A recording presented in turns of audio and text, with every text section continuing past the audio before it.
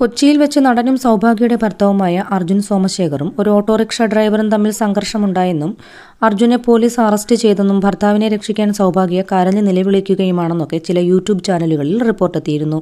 എന്നാൽ ഇത്തരം വാർത്തകളെല്ലാം തന്നെ അടിസ്ഥാനരഹിതമാണെന്നും വെളിപ്പെടുത്തി അർജുൻ. വനിതാ ഓൺലൈന് നൽകിയ അഭിമുഖത്തിലാണ് അർജുന്റെ വെളിപ്പെടുത്തൽ. സംഭവം ഇങ്ങനെ: സത്യത്തിൽ ഇത് നടക്കുന്നത് ഹോളിഡേ ഇൻ ഹോട്ടൽ പരിസരത്ത് വെച്ചാണ്. ഞാനും സൗഭാഗ്യയും കാർ പാർക്ക് ചെയ്ത് ഒരു പർച്ചേസുമായി ബന്ധപ്പെട്ട കാര്യം സംസാരിക്കുകയായിരുന്നു. അപ്പോഴാണ് പെട്ടെന്നൊരു ഓട്ടോറിക്ഷ വേഗത്തിൽ വന്ന് ഞങ്ങളുടെ കാറിന്റെ വലത് സൈഡിൽ കൂടെ വന്ന് ക്രോസ് ചെയ്ത് ഇടതുവശത്ത് കൊണ്ടുവന്ന് പെട്ടെന്ന് കയറ്റി ചവിട്ടി നിർത്തിയത്.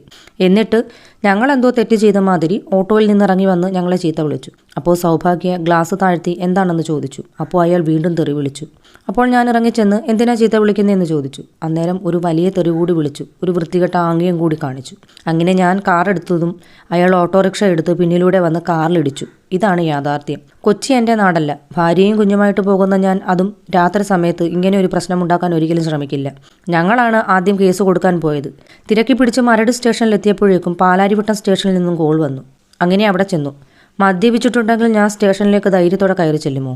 കാര്യം പറഞ്ഞപ്പോൾ അവർക്ക് യാഥാർത്ഥ്യം മനസ്സിലായി. സൗഭാഗ്യയുടെ ജാമ്യത്തിൽ എന്നെ വിട്ടയച്ചു. സ്റ്റേഷനിൽ നിന്നിറങ്ങിയപ്പോൾ ഒരു 70 പേരെങ്കിലും കാണും. സ്റ്റേഷൻ വളഞ്ഞു. അവരുടെ ആൾക്കാരാണ്. അതുകൊണ്ട് പോലീസ് പറഞ്ഞു അർജുൻ കുറച്ച് സമയം കഴിഞ്ഞ് പുറത്തിറങ്ങിയാൽ മതിയെന്ന്. ഇതാണ് സത്യം. ഇതിനെയാണ് ഇങ്ങനെ വളച്ചൊടിച്ചത്. അല്ലെങ്കിലും സംഭവിക്കുന്നതൊന്നും പുറത്ത് കേൾക്കുന്നത് മറ്റൊന്നുമാണ്.